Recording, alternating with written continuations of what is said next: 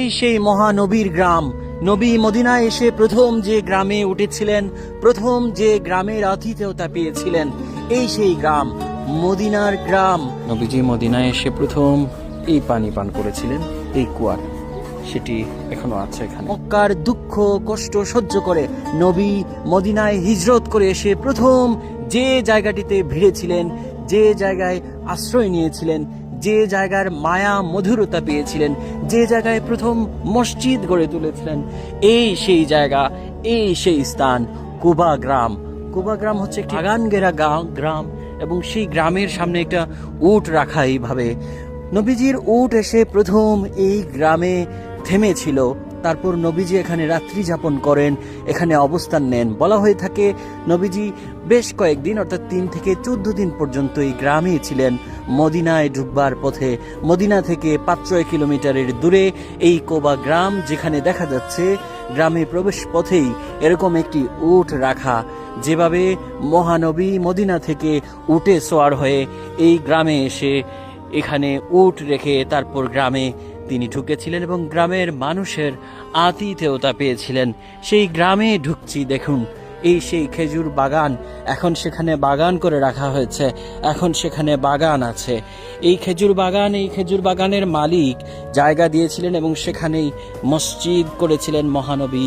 ইসলামের প্রথম মসজিদ, কোবা মসজিদ, এখানে এই কোবা গ্রামে। দর্শক, এখানে কি কি আছে এই জায়গায় আমরা দেখি। এবং মহানবী মদিনায় প্রথম যে জায়গায় এসেছিলেন, যে জায়গাতে তিনি অবস্থান করেছিলেন, মদিনায় পা রেখেছিলেন, যে জায়গাটি, এটি সেই জায়গা, সেই গ্রাম। আগের মতো, আগের আদলে সবকিছু রাখার এখানে চেষ্টা করা হয়েছে। এটা কুবা মূলত একটা সবুজ ঘেরা উদ্যান ছিল, সবুজ ঘেরা একেবারে সবুজে আচ্ছাদিত খেজুর বাগান ছিল। মরুর দেশে আসলে সবুজ খুঁজে পাওয়া বেশ কঠিন। কোথাও একটু যদি গাছের ছায়া সবুজ থাকে, সেটাই হয় ওটা অনেক বড় আশ্রয়স্থল। মদিনার দীর্ঘ পথ পাড়ি, মক্কা থেকে মদিনার পথে দীর্ঘ পথ পাড়ি দিয়ে নবী সাল্লাল্লাহু আলাইহি ওয়াসাল্লাম মদিনায় প্রথম যে জায়গাটিতে তার আশ্রয় খুঁজে পেয়েছিলেন, যে জায়গাটির মায়া মধুরতা তাকে মুগ্ধ করেছিল, এটি সেই জায়গা। এই গ্রামে এসে প্রথম নবী পানি পান করেছিলেন এখানে, এই সেই কুয়া। এই কুয়ার পানি পান করেছিলেন নবী করিম প্রথম। এখানে লেখা রয়েছে এই বিষয়টি। দর্শক দেখুন, এই সেই কুয়া, যে কুয়ার পানি প্রথম নবী সাল্লাল্লাহু আলাইহি সাল্লাম পান করেছিলেন মদিনায় এসে। মক্কা থেকে মদিনায় হিজরত করেন নবী, এবং সেই হিজরতের পর একেবারে শেষ জীবন পর্যন্ত তিনি মদিনায় অবস্থান করেন। এরপর 3 থেকে 4 বার তিনি মক্কা গিয়েছিলেন, হজ উমরা করেছিলেন। কিন্তু এই গ্রামে, এই মদিনায় তার শেষ জীবন পর্যন্ত অবস্থান। এবং এই কোবা, সেই ঐতিহাসিক কোবা গ্রাম, যে গ্রামে তিনি প্রথম এসেছিলেন, প্রথম অবস্থান করেছিলেন, এখানকার প্রথম জল পানি পান করেছিলেন। সেই পানি পান করে এখানকার মায়া মধুরতার, মানুষজনের ভালোবাসায় তিনি মুগ্ধ হয়েছিলেন। তলা আল বাদুরু আলাইনা, মদিনার মানুষজন তাকে ঢোল বাদ্য বাজিয়ে ওয়েলকাম করেছিল, তাকে স্বাগত জানিয়েছিল গানে গানে। সেই সময়, সেই ঐতিহাসিক স্মৃতি, ঐতিহাসিক মধুর স্মৃতি মুহাম্মদ সাল্লাল্লাহু আলাইহি সাল্লামের ঠিক তার আগের ঘটনা এটি। এখানে তিনি প্রথম এসে অবস্থান নিয়েছিলেন। আজও সেই স্মৃতি এখানে ধরে রাখা হয়েছে। আমার ঠিক পেছনে এখানে কোবা মসজিদ আছে, এবং এই সেই কোবা গ্রাম। একসময় এটা একটা ছোট্ট কোবা গ্রাম ছিল, মরুভূমির মধ্যে এরকম খেজুর বাগান ঘেরা গ্রাম ছিল।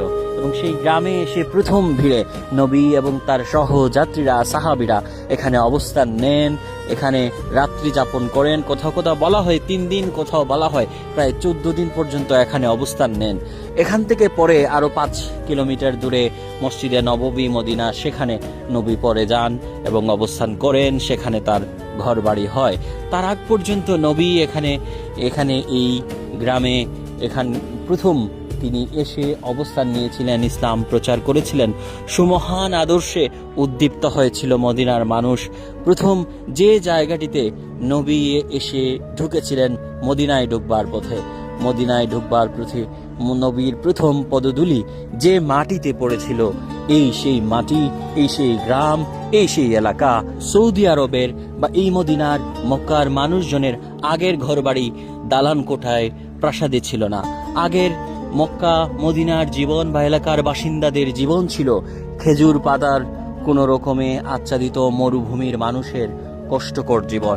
এর মধ্যে সবুজ পাওয়া গেলে সেটা তো এক ধরনের স্বর্গ, সেটা তো এক ধরনের জান্নাতের অনুভূতি। এরকম সেই আগের দিনের ঘরগুলো কেমন ছিল তার একটা অবয়ব এখানে আছে, তার একটা প্রতিকৃতি এখানে আছে। দেখুন চারিদিকে চট বিছানো এবং এ ধরনের লন্ঠন আছে, এবং ভেতরে আমি একটু উকি দিয়ে দেখি কি দেখা যায়। দর্শক, এটা বন্ধ করে রাখা মনে হচ্ছে এই জায়গাটি। দর্শক দেখুন, নবীর সেই স্মৃতিময় গ্রামটি হচ্ছে কুবা গ্রাম, যে গ্রামে প্রথম নবী এসেছিলেন মদিনায়, এবং মদিনায় এই গ্রাম থেকেই পরে মদিনার বিভিন্ন এলাকায় নবী গমন করেছিলেন, সুমহান আদর্শের প্রচার করেছিলেন, উত্তম কথা প্রচার করেছিলেন মানুষের মধ্যে। সেই গ্রামের ভেতরে আছি, কুবা গ্রাম। এখানে কুবা মসজিদ আছে, যে কুবা মসজিদটি নবীজি এবং তার সাহাবীরা নিজে থেকে নির্মাণ শুরু করেছিলেন। এখন সেখানে 20,000 মুসল্লি নামাজ পড়তে পারে এরকম বড় মসজিদ করা হয়েছে।